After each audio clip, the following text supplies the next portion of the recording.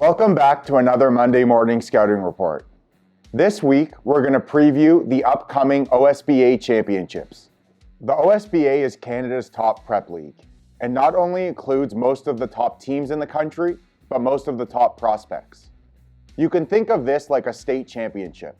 Despite only focusing on Ontario, the winner of the OSBA Championships is typically the top team in the country every year. So with that said, I'm going to be previewing the upcoming quarterfinal matchups that will take place on March 4th. Leading up to the OSBA quarterfinals, we still have a play-in game to be decided. It's going to be Ridley, an established program, against Niagara Prep in their inaugural year in the OSBA. And the winner of that game is going to face Royal Crown, the top overall seed and the only undefeated team in the OSBA this season. As I discussed last week, Royal Crown has beat most of the top teams in Canada, as well as some of the top teams in America, including Mikey Williams' Vertical Prep. The winner of the play-ins facing an uphill battle against a Royal Crown team that defends the ball and the paint really well. Should Ridley win the play-in game over Niagara, I'm excited to see 6'7" Eli Georgievich, a 2023 prospect, go up against the top defense in the country. And should Niagara win, I'm excited to see two of my four-leaf prospects, Victor Bonsu and Pierre Mukandila, go up against tough competition and see, even as the underdog, if they can defeat undefeated Royal Crown. Niagara's had a great inaugural season, having won the Sun Youth Tournament and getting to the finals of the Premier Prep League. They've been on a wave recently, and let's see if they can continue it against Royal Crown. Obviously, Royal Crown is the favorite, but I think Niagara has a better shot than people realize, because of their strong backcourt and guard play. Royal Crown has a deep lineup. They defend the ball really well and have elite rim protection in 2023 Hunter Harding and 2022 Tierno Mamadou Sylla. But not only does Royal Crown have an elite defensive lineup, they have versatile offensive options, including some elite shooting from Kawat Thomas, Jahari Williamson, and Mike Evbagaru.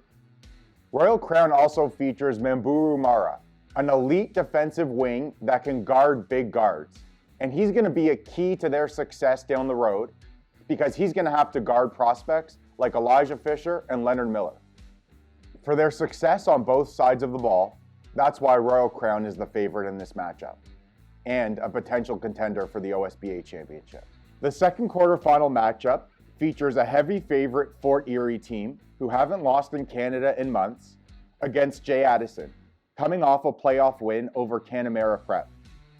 Jay Addison features strong bigs and really good guard play in national team member Baraka Okoji and Tyler Garcia, a true pass-first point guard. But it's going to take a lot to overcome the size, skill, and athleticism of Fort Erie. Fort Erie doesn't just feature top prospect Leonard Miller. They have an elite point guard in Jaden Clayton, maybe the best point guard in the country right now, an elite rim runner in Isaac Jack, great size with backup Jaden Webley, and elite shooting with Ishan Sharma.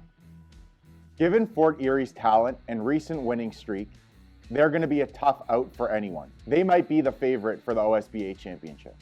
The third quarterfinal matchup will feature United Scholastic Academy and Lincoln Prep.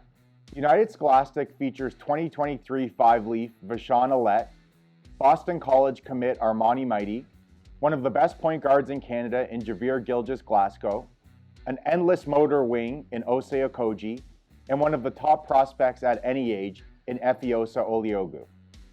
United Scholastic started the season on a tear, having beaten every other top team by double digits. But the competition has come around, and they haven't been able to blow teams out like they did early in the season, with a recent win over Crestwood Prep by 1 in overtime in their home gym. But Lincoln Prep is no slouch. They have the talent to compete with almost anyone in the OSBA, and they've been hot as of late. They have really strong guard play in Wako Tasema and Josh Omajafo. They have good size up front in Brendan Amoyao, and they have strong shooting with Dawson Matsell and Christian Krashen. Lincoln's had an up and down season, but it seems like they're peaking at the right time. And it will be interesting to see if they can compete with USA and slow them down into a half-court style game. Because of the overwhelming talent on United Scholastic, they're not only a favorite in this matchup, but a favorite in all of the OSBA. The best matchup of the quarterfinals is the final game at 6 p.m., featuring Orangeville Prep and Crestwood Prep, two of the top 5 teams in Canada in my estimation, and it's going to come down to the wire. When the teams first met in the OSBA crossover event in late October, Orangeville Prep beat Crestwood 119-106, but a lot has changed since then. Crestwood is really hitting their stride with their three-headed monsters of Romad Dean, Zayden Cross, and Elijah Fisher scoring at will. Meanwhile, Orangeville Prep is probably going to try to slow down the game and play inside out with their 5-leaf prospect Jeremy Fumena. It's going to be a really tough battle of two teams that could both win the OSBA Championship. Crestwood Prep has great size and versatility with the ability to switch a number of positions. And Orangeville has really strong guard play in seniors Keontae Beal and Jefferson Monegro, who are going to look to penetrate and dump off to their big for easy looks at the rim. This matchup not only features a number of the top prospects in Canada, but on one side, Orangeville Prep, traditionally the leading program in the country, versus Elijah Fisher, who's been the top prospect in the country for a number of years. So it's going to be interesting to see how this one pans out. Both teams are top-heavy, with their starting 5 playing major minutes for both teams. So I think it's going to be the role players who decide the outcome of this game. Who's going to step up and make the big shot at the key time to help their team win? This game is obviously a total toss-up with two of the top 5 teams in the country. I think if they played 10 times, maybe they both win 5. So it's going to depend on the day to see who wins. As you can tell from my analysis, the OSBA Championships are going to be a toss-up.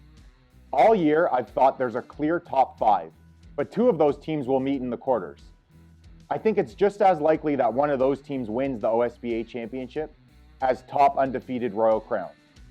It's going to come down to the day, the game, and making shots at the right time to see who wins the OSBA Championships. There should be tons of NCAA coaches and NBA scouts in the gym to see all of the elite talent that Ontario and Canada have to offer.